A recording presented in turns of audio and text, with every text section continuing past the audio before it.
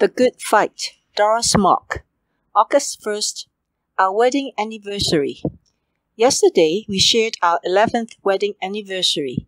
We have lots of happy wedding anniversaries, celebrating with families and friends in the past. This is the first one we share in sickness and in health.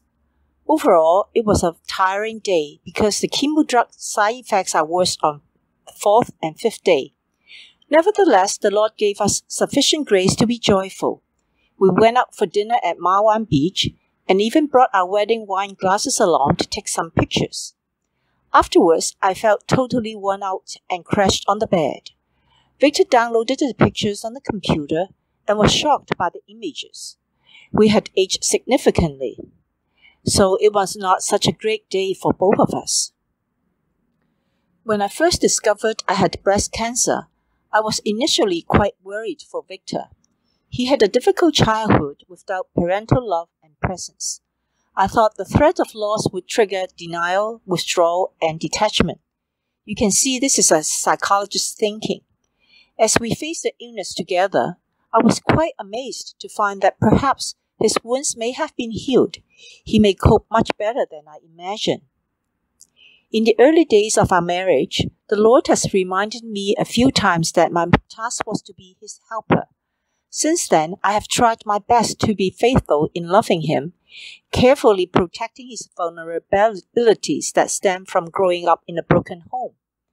As a pastor's wife, I also felt a stronger obligation to manage a lot of things to meet this good helper standard. In early January this year, we were teaching a Sunday school class, Couples in the Bible, together. When preparing for lessons and reflecting on our marriage, I recalled feeling that I could not do any better as a helper and that our marriage was as good as it can be. I noted and was therefore thankful that when the Lord instructed me to be a faithful helper, He has used the process to shape me. Slowly, I have become more loving and less self-focused, narcissistic. The love and stability in our relationship support Victor and me to develop his and our potential and become the best he and we can be. When cancer hit home in late March, I was pleasantly surprised to find that our marriage can always be better, since growth in the Lord's love is without limits. As we explore sickness, aging, and death together, I discovered Victor's strength.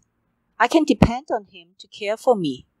Plus, he is my helper too, and he has showed willingness to take over a lot of things that used to be my responsibilities. In my weakness, it brings out the best in him as well. In our daily lives, our marriage is much like by our wedding anniversary. It is not that romantic. Yet, we are thankful to the Lord. Our marriage has been good. August 9th, false fire alarm. On Saturday morning at 1 a.m., there was a fire alarm in our building. I was quick to wake up, put my pants, hat, and jacket on. These days, my hat is very important because I really can feel the chill whenever my bald head is exposed to any kind of breeze, quickly leading to lightheadedness. I will even wake up at night when my scarf slides off. Cannot believe how much our head needs protection.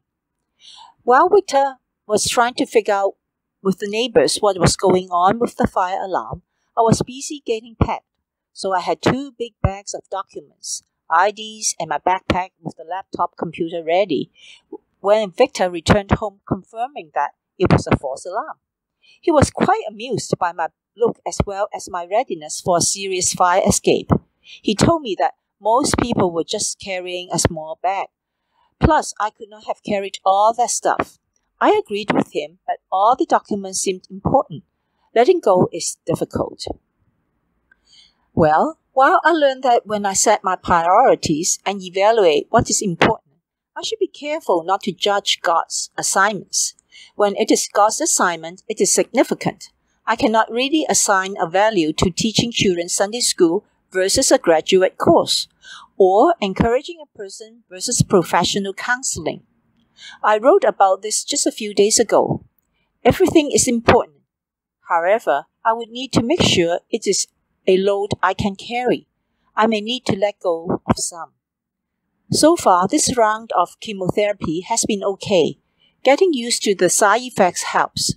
I have indulged myself with tasty food with MSG and lots of sweets, non-nutritious, for a few days to counter the bitter taste in my mouth. Well, it was bad for my body. So the lesson learned is that eating bad food for the taste is a bad idea. These days, I'm looking forward to finishing the last chemotherapy shot. Generally, I am upbeat, trying to enjoy each day and each event as much as possible. Thank you for being there. August 13, prayer request.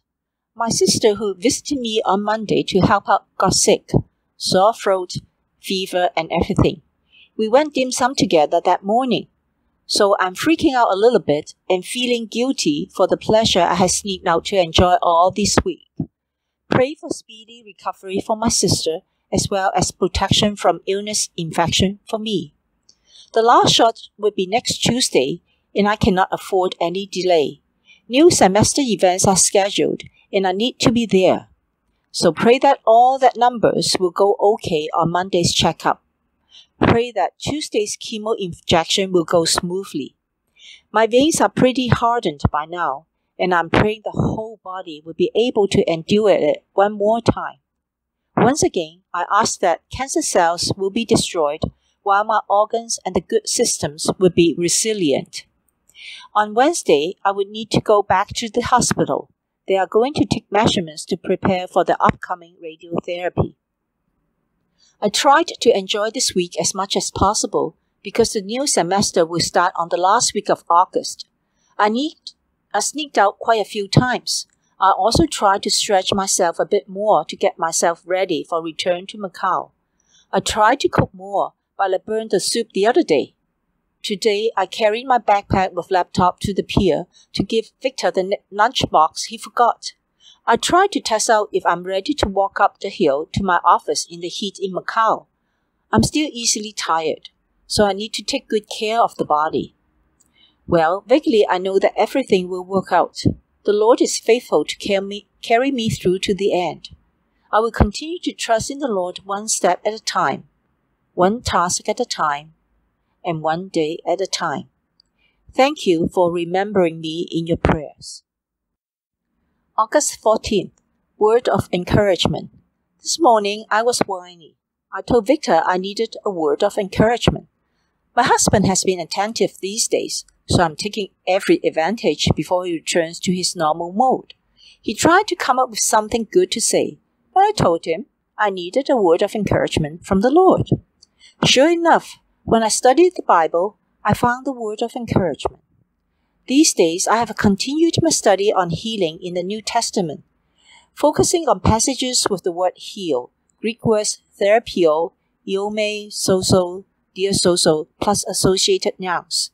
Today, I came across the word heal, Greek word iome, in Hebrews chapter 12, verse 13. So I started studying Hebrews chapter 12. You're probably familiar with Hebrews 12. Following Hebrews chapter 11 about the crowd of witness. Therefore, since we are surrounded by such a great cloud of witness, let us throw off everything that hinders and the sin that so easily entangles, and let us run with perseverance the race marked out for us. Let us fix our eyes on Jesus, the author and perfecter of our faith, who for the joy set before him endured the cross, scorning a shame, and sat down at the right hand of the throne of God. Consider him who endured such opposition from sinful men, so that you will not grow weary and lose heart. In your struggle against sin, you have not yet resisted to the point of shedding your blood, and you have gotten the word of encouragement. The NIV translation is my exact request. Can also be translated as exhortation, comfort, and consolation. That addresses you as sons. My son, do not make light of the Lord's discipline, and do not lose heart when he rebukes you, because the Lord disciplines those he loves, and he punishes everyone he accepts as a son. This word of encouragement is originally from Proverbs chapter 3, verse 11 to 12. The Lord reminds me that my fighting cancer is not yet a warfare involving the shedding of blood. Rather, I should embrace it as the loving discipline of our Father. In modern days, the word discipline is sometimes not received favorably. The Greek word used here is paideio, meaning to train up a child. Pediatrics pedagogue also derives from paideion, meaning child. There are 8 words in this passage related to paideion. The meaning is simply the training and instruction of a child. Embrace hardship as discipline. God is treating you as sons. For what son is not disciplined by his father? If you are not disciplined, and everyone undergoes discipline, then you are illegitimate children and not true sons. Moreover, we have all had human fathers who disciplined us, and we respected them for it. How much more should we submit to the Father of our spirits and live? Our fathers disciplined us for a little while as they thought best. But God disciplines us for our good, that we may share in His holiness. No discipline seems pleasant at the time, but painful. Later on, however, it produces a harvest of righteousness and peace for those who have been trained by it. Some days it is difficult to see any meaning in having cancer. The process is unpleasant. There is the uncertainty of recurrence. But the Lord can discipline and train us in all circumstances for our good. The promise is that we can share His holiness, and it can also produce peaceful fruit that yields righteousness. I still have to understand what it means to me personally, but I hold on to this promise. Therefore, strengthen your feeble arms and weak knees. Make level paths for your feet, so that the lame may not be disabled, but rather healed. Make level paths for your feet was from Proverbs chapter 4, verse 26. Make level paths for your feet and take only ways that are firm. Here the exhortation is that we need to be carefully choose the path. This latter half of Hebrews chapter 12, verse 12 is really difficult to understand, so I have to check out other translations and commentaries. I think NASB's translation is the best. So that the limb which is lame may not be put out of joint, but rather be healed. Our task then is to carefully choose our paths. By so doing, we are make straight paths for those who are weak to walk, that they may not be injured, but rather be healed. This is a challenging responsibility. I pray, therefore, that the Lord will strengthen me to continue on in His discipline and training. People who had walked through the path before me have helped me. Perhaps I also can go through this path and make it level for those who are coming along, that we may help one another not to stumble, but rather be healed. P.S. Thank you for your prayers. No fever for me today. I think this is part of the Lord strengthening my faith. My sister's illness is bad, 102 degrees at one point. I still have fever today. August 16th. Thanksgiving for my prayer partners. Victor took the day off from work today to keep me company for the medical check at the hospital. Today it is his birthday, the big one, 50th. I would have wanted a big party for him, but it would not be possible this year. His colleagues had a small celebration with him on Friday. Yesterday, we had dinner with his longtime friend from Los Angeles. So I did sneak out again. We have not been in Hong Kong long enough to develop intimate friendships here. Folks in Hong Kong are usually too busy, and hanging out is not the cultural norm. Victor in particular misses friends of 20-some years who have shared major milestones with him. Today at the hospital, I noticed someone wearing a nice hat. I could not resist and went over to ask her where she bought it. So as we chatted, I found out she had started her chemotherapy much earlier, but each time her shot had been delayed until her liver functioning improved. Usually, I do not feel like talking with others because conversations can get me more anxious, worrying about the pesticide on fruits, etc. Today, I chatted with some ladies diagnosed with breast cancer. I learned that delays were quite common. I realized how daring I had been to assume that my 6 cycles could go smoothly and that I would be ready for school in the fall semester. I recalled vaguely, trust God that all this would work out. Before I left the hospital, the lady in the nice hat told me sadly that her shot would be postponed again. The Lord reminds me how He has carried me through each round and protected me from infections and complications. His grace and mercies are not to be taken for granted. I'm also blessed to have so many of you pray for me. Yesterday, in my Bible study on healing, I came across James chapter 5, verse 13 to 16. Is any one of you in trouble? He should pray. Is anyone happy? Let him sing songs of praise. Is any one of you sick? He should call the elders of the church to pray over him and anoint him with oil in the name of the Lord. And the prayer offered in faith will make the sick person well. The Lord will raise him up. If he has sinned, he will be forgiven. Therefore, confess your sins to each other and pray for each other so that you may be healed.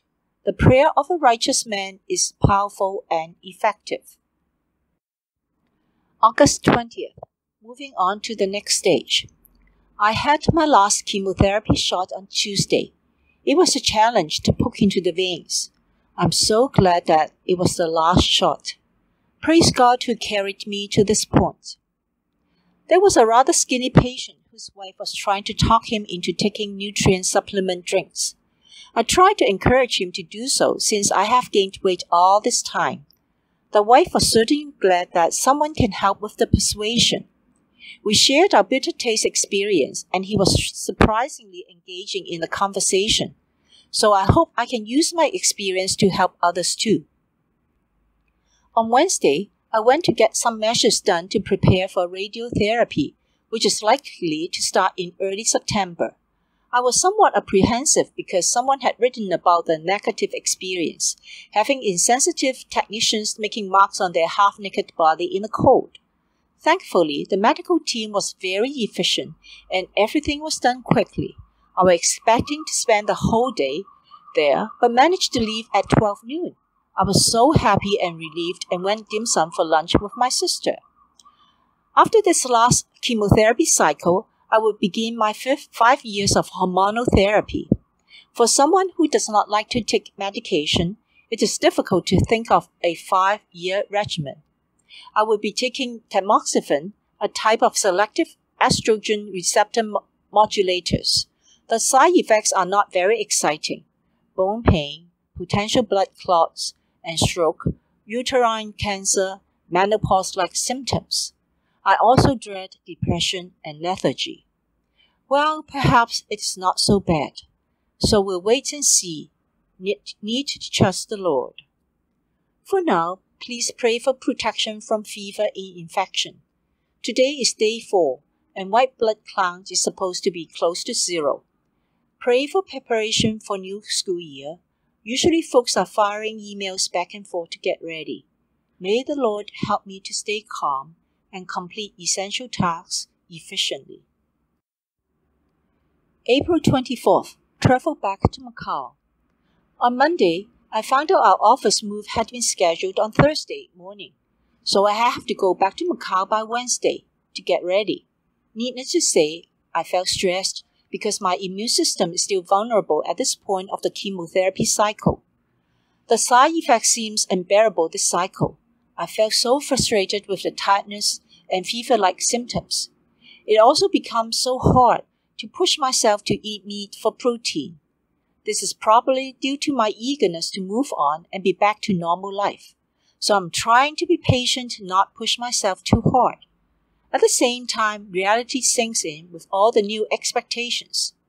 Yesterday night, I was about to moan about going back to teaching without eyebrows and eyelashes. Just when I was complaining, the news on TV regarding the Philippine hostages turned to a crisis moment. The Lord always has His special way to put me into proper perspective of things, so that I do not engage too much in self-pity. Fortunately, my sister would go with me for the first few days. Then Victor will come on the weekend. Please pray that we can get things organized quickly, get the office move ready, get the home cleaned, and figure out how I can manage to eat nutritious food. I'm just going to trust God one thing at a time. Today, I had some time to just pray, surrendering to the Lord my body, mind, and soul, trusting that He would lead me to walk in the center of His will, to please Him in all my being and doing. I pray that it is not an abstract ideal, but can be practiced in the nitty-gritty of daily life. Thank you for all your prayers and support. August 27th. Need prayer. Wednesday's travel was okay. My sister and I managed to pack things in the office. Then I found out the office move on Tuesday morning was cancelled. How frustrating. I got angrier when I found that it was now rescheduled to September 1st. Yesterday, I started not feeling well. Perhaps I was too stressed out on Wednesday. Perhaps it was adjusting to the air, water, and everything all at once. Today, I have a mild fever. It was bordering on serious. The dilemma was whether to go back to Hong Kong to see the doctor and risk getting worse, or to stay here and risk having an infection that may be serious. I decided to stay for now. The temperature and the body ailments drove me into a foul mood, and I had chilled a few people's head off, my sisters and my husband. So I really need your prayer. It is difficult for me to pray in this physical condition. Please remember my temperature particularly, and endurance of all the side effects in this cycle. I was to look forward to having more opportunities to share my faith with others in Macau. However, in my physical weakness and angry mood, I'm discouraged and lose confidence that I can do anything at all. Your prayers will make a difference. August 28th. Still have fever. Today, I still have this fever, so I went to see the doctor at Kai Wu Hospital in Macau. The doctor drew blood and checked my blood count, and indeed, there are signs of infection.